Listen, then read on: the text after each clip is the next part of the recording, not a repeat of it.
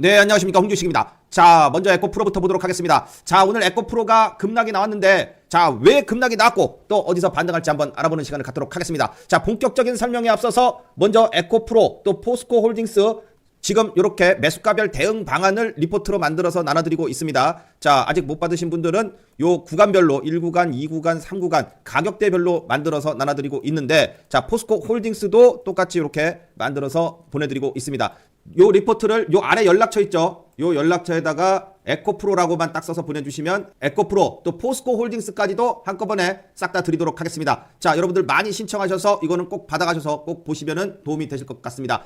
자, 제가 2월부터 지금까지도 집중적으로 에코프로를 말씀드리고 있습니다. 자, 그동안 단 한 번도 틀리지 않고 정확하게 타점을 말씀드리면서 많은 분들께 큰 수익을 안겨드렸죠. 자, 그런데 최근에는 에코프로 때문에 답답하신 분들이 많으실 거라 생각합니다. 자, 이에 따라서 에코프로 매수가별 대응 방안을 마련했습니다. 자, 아래와 같이 자, 1구간은 90만원대에서 100만원대, 또 2구간은 100만원대에서 110만원대, 또 3구간은 110만원대에서 120만원대 이상, 150만원대까지도 구간별 대응 방안을 만들었습니다. 자, 이것을 자, 요렇게 대응 방안 표로 만들었습니다. 요 아래 연락처가 있습니다. 자, 요 연락처에 1구간에 해당되시는 분들은 에코프로 1, 2구간은 에코프로 2, 3구간은 에코프로 3라고 문자에 적으셔서 보내주시면 한 분 한 분께 이 대응 방안 표를 정성껏 보내드리도록 하겠습니다. 제가 그동안 홍주식과 홍수에드에서 에코프로를 공식적으로 말씀드릴 때도 단 한 번도 틀리지 않고 정확하게 수익을 안겨드렸습니다. 자, 첫 번째 82만원 올라갔을 때만 해도 많은 분들이 고점이라고 얘기했죠. 자, 그러나 이때부터 정확한 타점을 찍어 드립니다. 자, 4월 12일 날입니다. 자, 4월 12일 날 57만원대. 자, 여기서 지금 또 한번 최저점을 찍어서 말씀을 드렸고요. 그 다음에 6월 14일 날도 이렇게 장대 연봉으로 떨어지는 날 다음 날 매수를 하라고 딱 찍어서 말씀을 드렸습니다. 자, 또 6월 28일 날도 내일의 기법주에서 저점이 왔을 때 또 한번 매수 타점을 찍어서 말씀을 드렸고요. 이렇게 뚝 떨어지는 날 최고의 매수 타점에서 찍어서 말씀을 드립니다. 7월 27일 날도 장대 연봉으로 떨어졌을 때, 자, 누구나 다 끝났다고 얘기했을 때 또 한번 최고의 매수 타점을 찍어서 말씀을 드렸습니다. 8월 17일 날도 정확하게 매수 타점을 찍어서 마지막 수익을 안겨드렸죠. 보시는 바와 같이 정확한 타점으로 큰 수익을 내드렸습니다. 자, 이제 여러분들을 위해 정성껏 만든 에코프로 매수가별 대응 방안 여러분들 많이 신청하셔서 꼭 받아가시고 도움 되셨으면 좋겠습니다.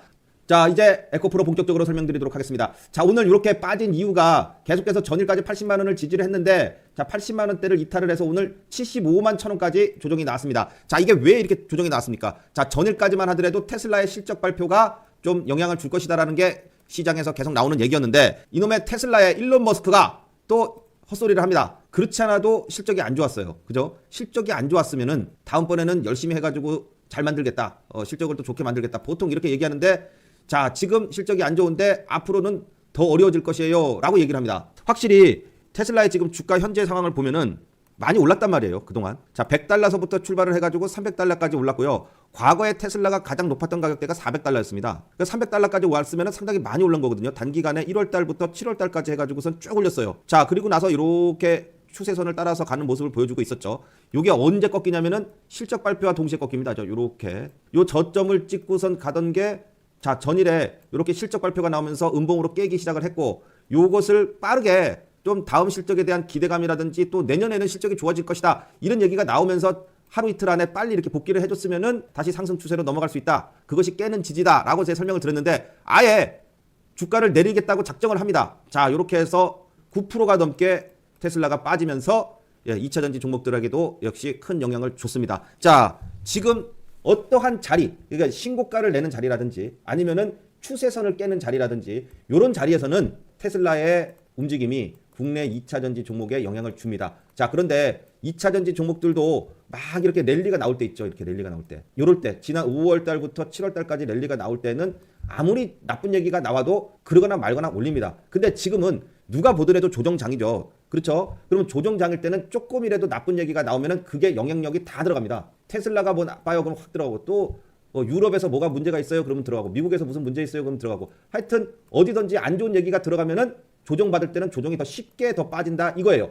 자, 그런데 여기에 지금 추세선을 깼어요. 추세선을 깨가지고 지금 조정이 나오는 구간에 왔기 때문에 이제는 반등 나오면은 이 저항대가 그동안 지지가 됐던 라인이 요게 이제 저항대로 바뀝니다. 그러면서 계단식의 하락을 하다가 요렇게 터널을 만들면 하락 터널을 돌파했을 때의 상승 추세로 전환이 되는 것이죠. 자, 여기에 지금 미국에서 가장 문제시 여기는 게 뭐냐면 미국 10년물 국채금리예요. 이 국채금리가 요것도 보시는 것처럼 신고가를 냅니다. 자, 여러분 이거를 아셔야 돼요. 작년에요. 2022년 가장 폭락이 나왔을 때가 언제냐면은 10월 달이었어요. 그래서 올해 10월 달도 지금 굉장히 어려운 겁니다. 자, 요때 10월 달이 어려운 이유가 요때 국채금리가 요런 것처럼 쫙 올라갑니다. 지난 정고점을 넘어가지고 신고가를 세우면서 올라갔어요. 이때도 10월 달. 그리고 올해 9월 달부터 지수가 이제 조정이 나왔던 게 9월 달이 여기입니다. 9월 달부터 신고가가 나오면서 10월 달까지도 계속 올라갑니다. 그리고 추석 지나고 나서 조정이 한번 나왔죠. 그리고 나가지고 또 반등 나와요. 자, 이렇게 해서 또 전고점을 넘는 신고가가 나오다 보니까 계속해서 지금 미국장이 안 좋아. 그런데 이게 지금 보면 언제 좋아질 것이냐. 지금 에코프로가 별다른 뭐 나쁜 게 있습니까? 예, 실적이 요번에 안 나온 것뿐이잖아요. 근데 이 실적은 당연히 전기차가 생산이 많아지고 그렇게 되면은 예, 올라가는데 당장 테슬라가 그렇게 얘기를 하니까 당장은 좀 조정이 나온 다음에 올라가겠죠. 다시. 자, 여기에 지금 내려가는 것을 그나마 주가가 빠지는 것에 또 하나 기름을 붓는 게 뭐냐면은 요 국채 금리예요. 근데 금리도 항상 신고가를 내서 이렇게 올라가게 되면은 어느 정도까지 가게 되면 그다음부터는 다시 또 내려갑니다. 이렇게 되는 거죠. 지난번에도 이렇게 갔다가 예, 더 이상 못 가면은 이제 조정을 보이면서 이렇게 가게 됩니다. 이런 또 조정이 또 나오게 되는 거고, 조정이 나왔던 것을 요 봐요. 이때도 이렇게 조정이 나왔던 것을 여기를 돌파를 하잖아요. 이 선이요. 이 위에 이 선을 여기서 요 하락선을 여기서 이렇게 빵 하고선 돌파를 빵 한번 합니다. 그러니까 이렇게 돌파를 해주니까 추세가 이제 또 살아서 가는 거거든요. 똑같아요. 예, 이렇게 올라갔으면 또 조정이 나옵니다. 이런 식의 조정이 나와요. 지금 요런 식의 예, 요렇게 되는 식의 요런 식의 하락 조정이 나온다고요. 그럼 그때가 언제냐? 지금 요겁니다. 언제냐면은 미국이 지금 러시아하고 우크라이나 전쟁, 그 다음에 또 이스라엘하고 팔레스타인 전쟁, 이런 것 등을 이용해 가지고선 경기 침체라든지 물가 상승이라든지 이런 것을 갖다가 전쟁이라든지 자, 이런 외부 요인으로 돌려버립니다. 그죠? 외부 요인으로. 그랬는데 결국은요. 내년 초 정도로 지금 보고 있죠. 내년 초 정도에 이제 금리가 어떻게 되냐면은 인하될 수 있는 명분을 갖다가 지금 만들고 있는 중이다. 이렇게 보는 거예요. 그래서 하반기에 지금 증시가 하락하는 이유도 그동안의 과한 금리 인상으로 인해 가지고선 미국 기업이 파산을 하고 실업률이 증가를 하고 그래서 리스크가 있다. 그런 게 지금 선반영이 된 거죠. 자, 그리고 나면은 그 다음에 어떻게 해요? 이런 게 다 외부 영향이다. 이렇게 해서 예, 명분을 쌓는 겁니다. 그리고 나서 명분이 쌓이면은 자, 이제 미국이 해결할 때가 됐다. 그러면서 금리 인하를 갖다가 해요. 그러면 어떻게 돼요? 주식이 다시 또 빵 치고선 올라갑니다. 그때 급등이 나옵니다. 미국의 금리 인하 얘기가 나오게 되면은 예, 그때부터는 전체적으로 시장이 급반등을 하게 되는데 그게 지금 나오기 전에는 개미를 털고 가야 되잖아요. 그러니까 지금이 가장 주가가 힘든 하락 주가를 갖다가 보이는 겁니다. 올해 2023년도 들어가지고 가장 하락률이 크고 가장 힘든 구간이에요. 그러니까 여기가 어떻게 되겠어요? 저점이 되는 거예요. 작년에도 그랬습니다. 작년에도. 그래서 이것은 일부러 이렇게 개미를 죽이고 위기를 보여준 다음에 자기네가 왕이다. 미국이 결국은 왕이다. 이런 심리를 가지고선 보여주려고 지금 움직임을 보이고 있는 것이다. 이겁니다. 결국은요. 지금 코스피 지수요. 또 코스닥 지수요. 특히 코스닥 지수는 이퀄 에코프로예요. 에코프로의 움직임하고 코스닥 지수의 움직임하고 똑같이 갑니다. 분봉도 오늘 보니까 오후에 반등 쭉 준 다음에 쭉 빠지니까 다시 빠지더라고요. 에코프로도. 자, 그런 것처럼 요 지금 에코프로의 움직임이 코스닥 지수에 연결돼 있기 때문에 코스닥 지수가 또 올라가면은 예, 어떻게 돼요? 예, 에코프로도 올라가게 된다. 그래서 지금은 전체적인 시장이 조정기니까 조정 이후에 그 다음에 테슬라도요. 테슬라에 또 의미 있는 반등이 나오는 시점. 자, 그 다음에 미국장이 돌려서 올라가는 시점. 거기에 폭등이 나오는 것은 금리 인하다. 요렇게 되는 겁니다. 그래서 지금은 어떻게 해요? 아프지만 좀 견뎌야 할 때다. 요겁니다. 자, 일단 전 80만 원대, 이 80만 원대를 계속해서 지지를 했죠. 그런데 전일부터 80만 원을 깨기 시작하면서 오늘 왕창 깨졌어요. 자, 순간적인 급락이 나오면 또 반등이 나옵니다. 자, 요런 패턴이 되는 거예요. 잘 봐요. 자, 여기서 보면은 횡보하다가 반등 나왔다가 요 반등 나온 것을 못 지켜내고 이제 깨잖아요. 빵 깨. 그럼 또 버텨요. 그다가 또 빵 깨. 계속 이제 계단식으로 이렇게 내려가는 거지. 그래서 중간에 요렇게 반등이 나왔던 것처럼 요런 식으로 반등이 한번 나와.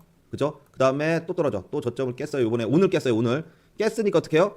옆으로 횡보하다가 한 번은 이렇게 오르겠죠. 그러면 어디까지 올라요? 오를 때 21선까지 오르죠. 21선까지. 바로 요거. 21선이 이렇게 내려오면서 21선을 맞으면 떨어지고 그 다음에 다시 또 여기서 이렇게 횡보하다가 21선까지 반등을 주겠죠. 그럼 21선이 어떻게 돼요? 예, 또 여기가 저항선이 된다. 그 이후에 돌파가 나오는 대로 또 좋은 거죠. 자, 그래서 지금은 요렇게 에코프로의 향방을 단기적으로 봐야 되죠. 2030년, 2025년 같이 먼 미래를 볼 때는 당연히 좋을 수도 있겠지만 당연히 좋겠죠. 근데 지금 당장이 급하잖아요. 지금은 요런 모양으로 가게 된다. 그래서 반등 시에는 21선을 착 찍으면 떨어지고 찍으면 떨어져요. 요 노란색 선이 21선이에요. 그러면은 어떻게 해요? 네, 다음번에 반등이 나와도 21선은 무슨 선이 될까요? 저항선의 역할을 할 가능성이 높다. 그런데 여기서 중요한 건 이거예요. 이 저항선을 돌파를 하잖아요. 빵 하고 돌파를 해. 그러면 뭐가 돼요? 이게 지지로 바뀝니다. 자, 그래서 에코프로도 지금 요번 하락장에 또 한번 반등을 줄 수 있는 그런 폭락이 나왔고, 자, 항상 이렇게 쫙 하고 투매가 나와야 반등이 나오죠. 또 쭉 하고 투매가 나와야 반등이 나오죠.